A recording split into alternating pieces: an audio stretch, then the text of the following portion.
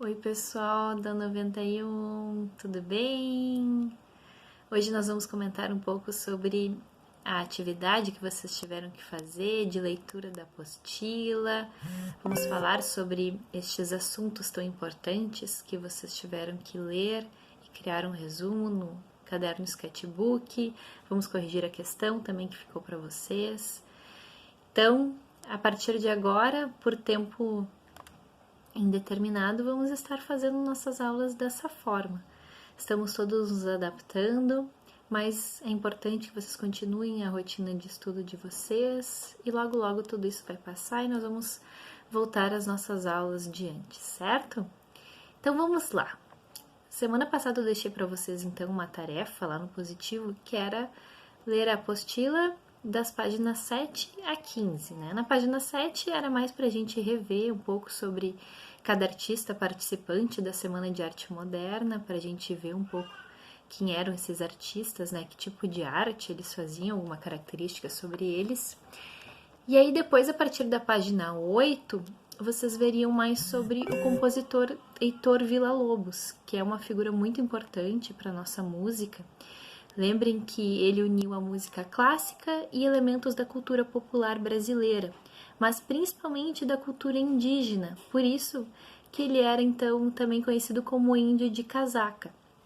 Ele absorveu, né, grandes ideias, inspirações lá dos povos indígenas do Mato Grosso, inclusive foi um best-seller nos Estados Unidos, né, com essa questão da união entre música clássica e cultura popular brasileira.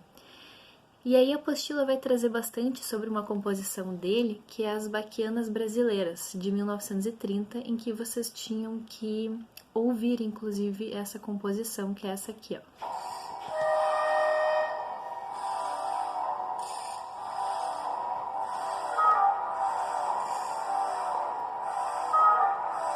Enfim, ela é de bem fácil acesso no YouTube. E lá vocês eram para fazer algumas percepções, algumas reflexões sobre essa composição, como essa relação com o próprio trenzinho caipira. Então, nessa composição, ele justamente usou inspiração daquele grande compositor clássico que foi Johann Sebastian Bach, e um pouco também do folclore brasileiro, como o trenzinho caipira, em que vocês puderam observar que o concerto vai trazendo esses sons de um trenzinho caipira.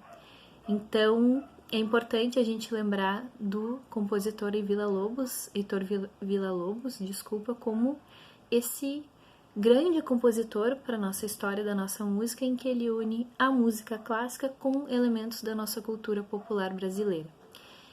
E seguindo o texto, assim como Villa-Lobos, o literário Oswald de Andrade também se inspirou um pouco na cultura indígena através do manifesto antropofágico, juntamente, né, com a sua esposa Tarsila do Amaral, que já tinha feito a tela do Abapuru, e eles traziam essa ideia de deglutir, né, as ideias indígenas ou estrangeiras, de absorvê-las, e assim ter uma absorção de novos valores culturais e artísticos. E aí, seguindo no texto, depois vem a questão do movimento tropicalista, lá na década de 60, que foi outro movimento importante para a nossa história da arte brasileira, porque também foi um movimento musical e artístico que trouxe compositores que são ouvidos até hoje, que é o Caetano Veloso, o Gilberto Gil, e que também trouxeram essa questão da valorização do que é nosso, da nossa cultura, da nossa arte nacional.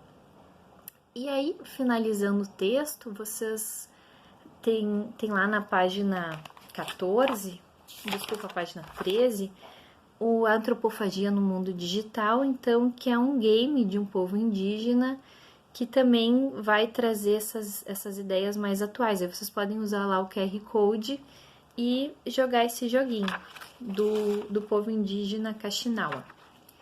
E para finalizar, lá na página 15, então, tem algumas questões em que vocês tinham que responder verdadeiro ou falso. Então, a gente vai corrigir ligeirinho. A primeira alternativa é verdadeira, a segunda é verdadeira, a terceira é verdadeira e as duas últimas são falsas. Por que as duas últimas são falsas?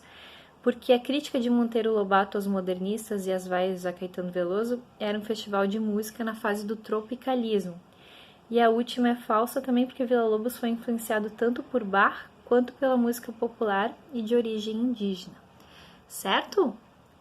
Então, a nossa aula de hoje seria para a gente comentar sobre esse assunto, para corrigir as questões. Mandem uma foto do resumo que vocês fizeram no sketchbook. E para a aula de amanhã, então, vai ter uma trilha no positivo para a gente finalizar esse assunto do volume 1 da nossa apostila, ok? Bons estudos e até mais!